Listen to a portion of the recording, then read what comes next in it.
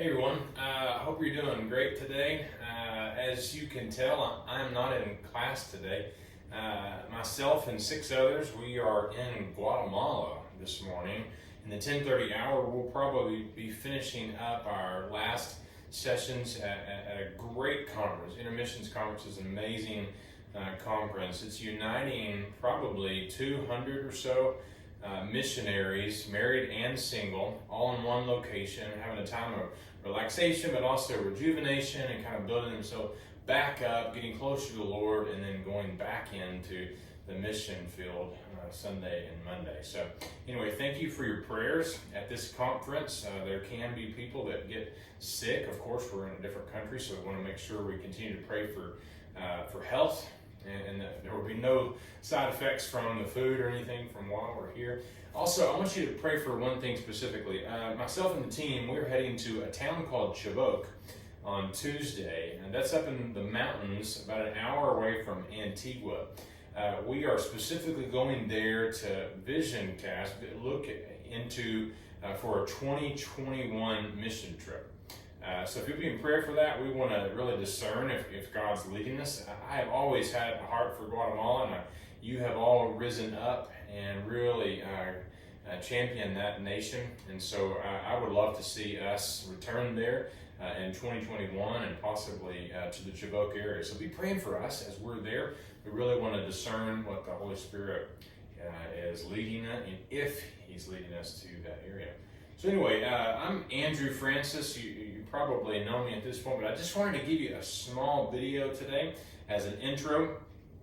It's casual day here at the office. I get to wear a hat on Sunday. It's not really Sunday, but I'm wearing a hat for the first time appearing in church. And so anyway, very casual, but I wanted to share with you kind of where we're heading in the next couple of weeks. We're starting our personality study next Sunday. We'll start next Sunday. We'll have a guest speaker on the 8th to be out, and then we'll resume the week after. But anyway, before we get into the personality series, I would love to have a moment as a class in order for us to see the differences that we all have. I'm going to read you this one section of Scripture. In Ephesians 4, Romans talks about this. It's all over. 1 Corinthians, it's all over the Bible. But in Ephesians 4, in verse 15, he says, speaking the truth in love, we are to grow up in every way into Him who is the head, into Christ, from whom the whole body, joined and held together by every joint with which it is equipped, when each part is working properly, makes the body grow so that it builds itself up in love. So imagine you have this picture of a human being, and just like you're looking at me on the screen right now, or yourself, you have a head, and then you have a bunch of parts down below. Each one is working in its own unique way. You have a hand that responds to certain things. This hand responds, this shoulder does certain things, all of your organs, your joints, everything, your feet, all of those things. And imagine if they were just chaotically working. If my hand didn't know what the left hand was doing, and my brain didn't communicate with my foot, and just imagine the mess that would create, the mess, absolute disaster that would create. Well, that can be what happens in the church. Because see, God is saying that the church should look like the body. Well, so that means that Christ is the head. He is what's guiding us. You know, our brain would be what is kind of leading our body. So Christ is leading us. He should be the head. He should be the decision maker. But then all the other parts should be the individual people in the church. And that's each of you sitting in your seats today. That's each of the people sitting in Resonate or Celebration or whatever worship service they're in. It's those people. And here's the problem, is that's not probably what the church looks like. It's not what the church looks like. And so we have to kind of, in our mind, say, okay, how do we move towards that? How do we become the body? How does somebody in our class or in our church recognize, okay, I'm the left hand. Okay, I'm the thumb. I'm the right foot. I'm the left foot, the joint, and all those kind of things. How do we get to that point? How do we recognize that? If each of us is a puzzle piece and we're meant to fit into the big puzzle, then how do we move down the road and actually start to connect the pieces?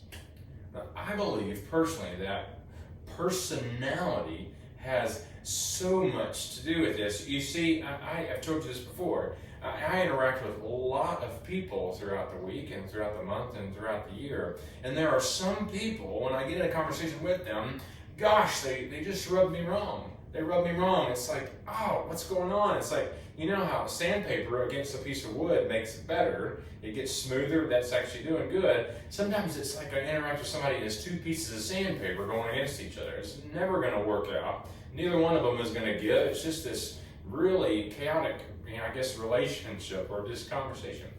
That happens all the time. But see, we have to say, okay, I'm supposed to be the body. We're supposed to be the hands and the feet. So that person that I don't jive with, I've got to love, and I have to cherish them, and they're a part of the body, the same body that I'm serving, where Christ is the head. That's hard. That's hard. So this series, what we're going to do, we're going to dive into personality. We're going to look at Enneagram. We're going to look at Myers-Briggs. We're going to look at the color test. We're going to look at some of those characteristics, kind of define those things, and then we're going to dive into some of the quirks that we have. And then we're going to compare those things to Jesus, because the amazing thing is Jesus had every personality type known to man. He had everything. He was introverted, extroverted. He sensed things. He was logical. He was big picture. He was spontaneous. He was also regimented in his schedule. He had to get alone, but he also loved people. And so if that's the case, we were supposed to be Christ-like, then we need to sharpen our abilities and get better at growing in the areas that we're weak in. And that's what we want to do. We want to see those areas that we're weak in. We want to grow in those things. And we want to realize that, hey, I'm not going to get in a box and get in a corner. I'm this personality type. I have those conversations with people all the time. They're like, that's just who I am. That's just how I'm wired. And I say, get over it. Get over it. We have to grow.